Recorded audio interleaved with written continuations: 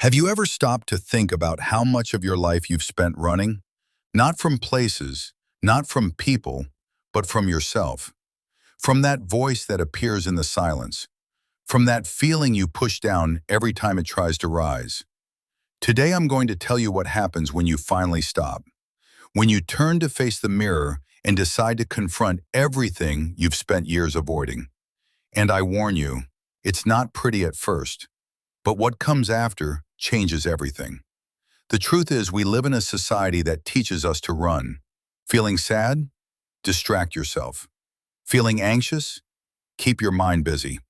Feeling afraid? Pretend it doesn't exist. We learn from an early age that feeling is dangerous, that vulnerability is weakness, that facing your own shadow is something only troubled people do. And so we run. We run to excessive work.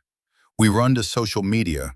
We run to relationships that serve more to fill a void than to build something real.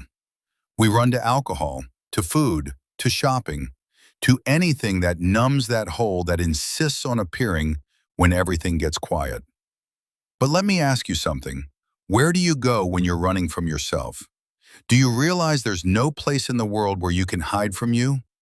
You are everywhere you go. You wake up with yourself. You sleep with yourself.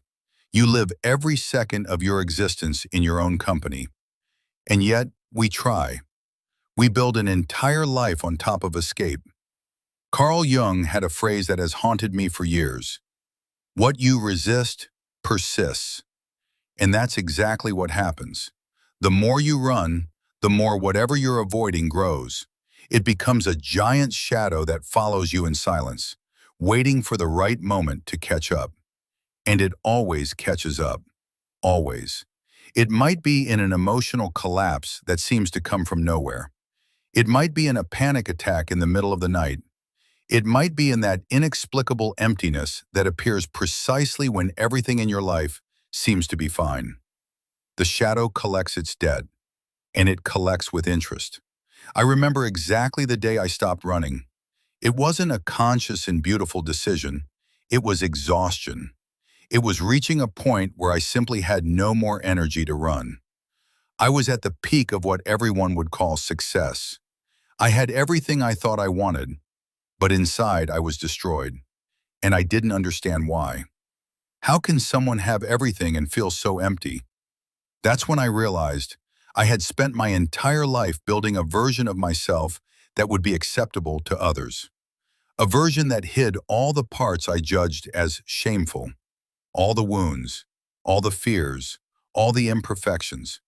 And that version was killing me inside. When I finally stopped, the first thing that happened was chaos. It was as if all the emotions I had repressed for years decided to come out at once. Anger I didn't even know existed. Sadness from things I thought I had overcome. Fear of things I pretended didn't affect me. It was terrifying.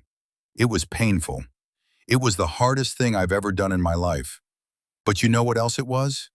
Liberating. There's a concept in psychology called shadow integration. It's the process of recognizing and accepting the parts of yourself that you reject. Those parts you hide even from yourself. And when you do this, something magical happens. You stop spending energy pretending to be who you're not. Think about how much energy you spend every day maintaining masks. Being one person at work, another at home, another on social media, hiding your insecurities, pretending everything is fine when you're crumbling inside. That energy could be used to actually live. When you stop running, you recover that energy. You stop fragmenting yourself into 1,000 different versions and finally become whole.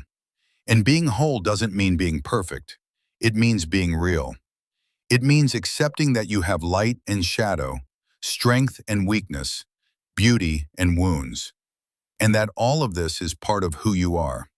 Nietzsche spoke about the concept of amor fati, which means love of fate. It's the idea of not just accepting everything that happened in your life, but embracing it. Understanding that every pain, every mistake, every moment of shame brought you here, and that here is exactly where you need to be. But let me be honest with you. Stopping running isn't an event. It's a process. It's not something you do once and you're done. It's a daily choice. It's waking up every day and deciding that you're going to face whatever comes, even when it's hard. And it will be hard. Because when you stop running, you start to see everything clearly. You see the relationships that no longer serve you. You see the patterns that sabotage you. You see the lies you tell yourself to maintain the illusion that everything is fine. And then you have a choice. Either you change or you go back to running. Most people choose to run again. It's easier. It's more comfortable. It's what we know. But for those who choose to stay, for those who choose to face it, the reward is something priceless. Authenticity. Do you know what it's like to live without needing to prove anything to anyone? Without needing external validation to feel enough? Without that constant anxiety of not being good enough? That's what happens when you stop running. You finally rest. Not because life got easier, but because you stopped fighting against yourself. Viktor Frankl, the psychiatrist who survived the concentration camps, wrote that between stimulus and response, there is a space. And in that space lies our power to choose, our freedom. When you run from yourself, you lose that space. You react automatically. You're controlled by your fears, by your wounds, by your unconscious patterns. But when you stop and face it, you recover that space. You gain the freedom to choose who you want to be. Not who others expect, not who you think you should be, but who you truly are in the deepest part of your being. And that person, that authentic version of you, is much more interesting than any mask you've ever worn. I want to leave you with a reflection. Think about your life 10 years from now. Imagine two versions of yourself. The first version is the one who kept running, who spent another decade avoiding, distracting, numbing, who arrived at the same places, repeated the same patterns, carried the same wounds, who looks back and sees a life lived halfway.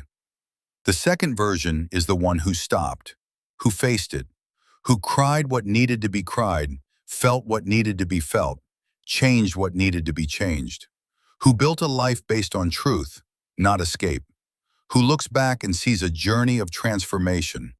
Which of these versions do you want to be?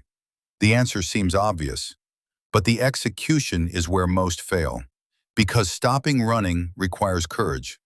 It requires humility. It requires admitting that you don't have all the answers and that you need help. And it's okay to need help.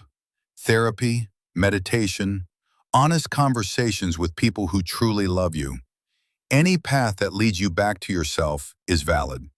The important thing is to start today, now, not tomorrow, not when things get better, not when you have time, now.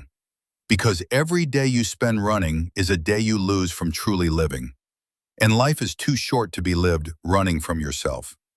So I invite you, stop, breathe, look inside, see what's there, even if it hurts, and begin the process of coming home.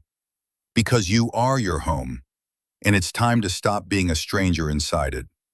If this video touched you in any way, leave your like. Share it with someone you know is running. Sometimes we need someone to hold up the mirror for us. And tell me in the comments, what part of yourself have you been running from? See you in the next video.